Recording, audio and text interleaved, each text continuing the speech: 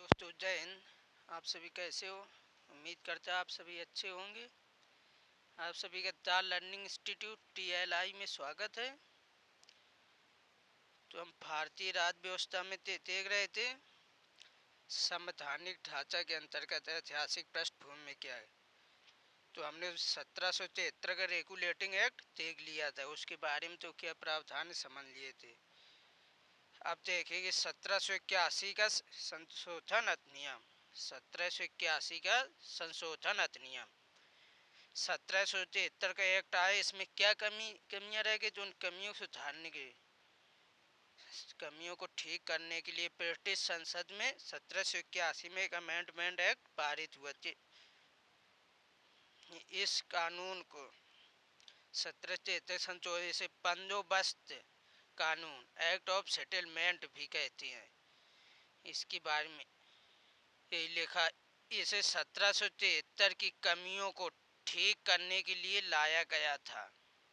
ये British parliament में से पारित, ये तो 1773 का रेगुलेटिंग एक्ट था। इसकी कमियों के लिए को दूर करने के लिए इसे लाया गया था।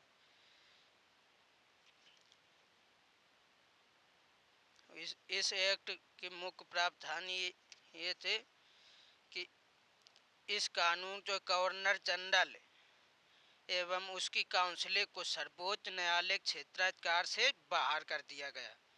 मतलब तो गवर्नर जनरल और उसकी काउंसलिंग के तो मामले हैं, उनकी सुनवाई सर्वोच्च न्यायालय में नहीं होगी। यानी इनके विरुद्ध अपील सर्वोच्च न्यायालय में हम नहीं कर सकते हैं। इसका तात्पर्य हुआ। और इतना ही नहीं, उनके कृत्यों के लिए तो उनके पद धारण के लिए प्राप्त थे। मतलब तो गवर्नर जनरल और उनकी परिषद तो उनके अपने पद के से तो कार्य करेंगे। मतलब तो उन्हें इस पद में रहने के लिए तो कार्य करने जरूरी जो शक्तियाँ मिली हैं, उन शक्तियों के अधिकार किया गया कार्य वो भी सर्वोच्च न्यायालय के अधिकार क्षेत्र से बाहर होगा। उस पर कंपनी के सेवकों को भी उनके कार्य करने के दौरान की गई कार्रवाइयों को सर्वोच्च न्यायालय से बाहर रखा। गवर्नर जनरल और उसकी काउंसलिंग और कंपनी के तो कार्यकर्ता हैं, सेवक हैं, उनके लिए भी सर्वोच्च न्यायालय की बाहर कर दिया गया उनके, क्योंकि उन्होंने देखा 1773 के अनुसार हर एक काम के लिए विरुद्ध तुरंत सुप्रीम कोर्ट चले जाते थे लोग, तो उन्होंने इन कामों के लिए सुप्रीम कोर्ट से बाहर कर दो। इस कानून कलकत्ता के जो सभी निवासी थे उसके अधिकार क्षेत्र के अंदर कर दिया। पहले 1773 में क्या था, तो अंग्रेज लोगों के लिए था। अब तो कलकत्ता का निवासी हो, अंग्रेज हो या भारतीय हो, सभी वहाँ पर न्याय पा सकेंगे, ये प्रावधान किया गया। और राजस्व संबंधी मामले तथा राजस्व वसूली से जुड़े तो मामले वो भी सर्वोच्च न्यायालय से बाहर कर दिए गए। तो इन सब बातों को देखने मिलता है कि सर्वोच्च न्यायालय की शक्तियों को इससे सीमित किया गया। मुख्य रूप से ये सर्वोच्च न्यायालय की शक्तियों को सीमित करने के लिए लाया गया था। और एक पॉइंट यहाँ ये भी देखें, इसके सर्वोच्च न्यायालय अधिकार क्षेत्र को बढ़ाया गया कि कलकत्ता के सभी नागरिकों के लिए कर दिया गया।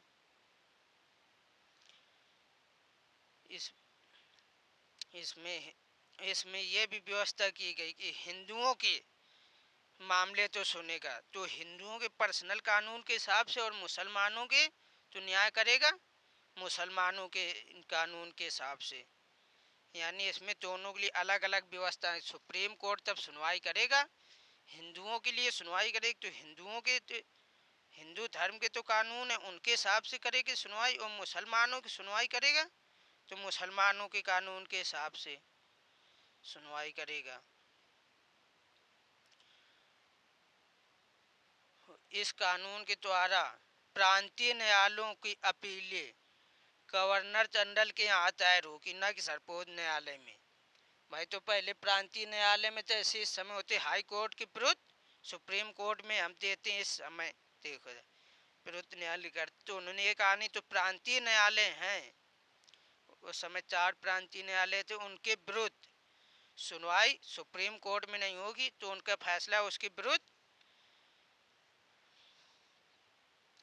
कोई कोई भी काम होगा तो उसके लिए गवर्नर जनरल की काउंसलिंग में पेश करेंगे हम, तो उसके निर्णय खिलाफ निर्णय सुनने के लिए।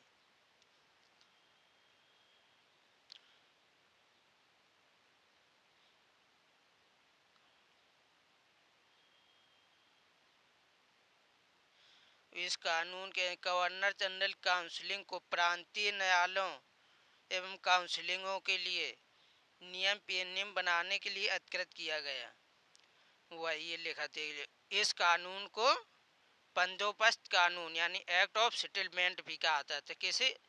1781 के संशोधन अधिनियम को। इसे 1773 की कमियों को ठीक करने के लिए, कमियों को दूर करने के लिए लाया गया था। इसमें गवर्नर जनरल तथा उसकी काउंसलिंग को सुप्रीम कोर्ट के क्षेत्राधिकार से मुक्त कर दिया गया, यानी बाहर कर दिया। उनके पद धारण के कृत्यों में तो उनके पद धारण तो कृत करेंगे, उनके तो काम करेंगे, उनके प्रति सुप्रीम कोर्ट में सुनवाई नहीं कर सकते। एवं कंपनी के सेवकों और राजस्व संबंधी मामलों को भी सुप्रीम कोर्ट से बाहर कर दिया गया। सुप्रीम कोर्ट का क्षेत्राधिकार कलकत्ता के सभी निवासियों को तक, तो कलकत्ता के निवासी से पहले अंग्रेजों के लिए था, अब इस सभी निवासियों तक विस्तृत कर दिया गया। वो हिंदुओं के लिए हिंदू कानून के हिसाब से न्याय की व्यवस्था की गई और मुसलमानों के लिए मुस्लिम कानून के हिसाब से न्याय की व्यवस्था की गई। एवं प्रांतीय न्यायालयों की अपील गवर्नर जनरल की काउंसलिंग में दायर होगी, ना कि सुप्रीम कोर्ट में। तो सुप्रीम कोर्ट में पहले दायर हो, सुप्रीम कोर्ट में नहीं होगी,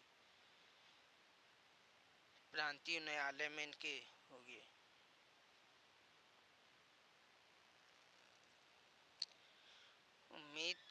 उम्मीद करता 1781 संशोधन अधिनियम समझ में आ गया होगा।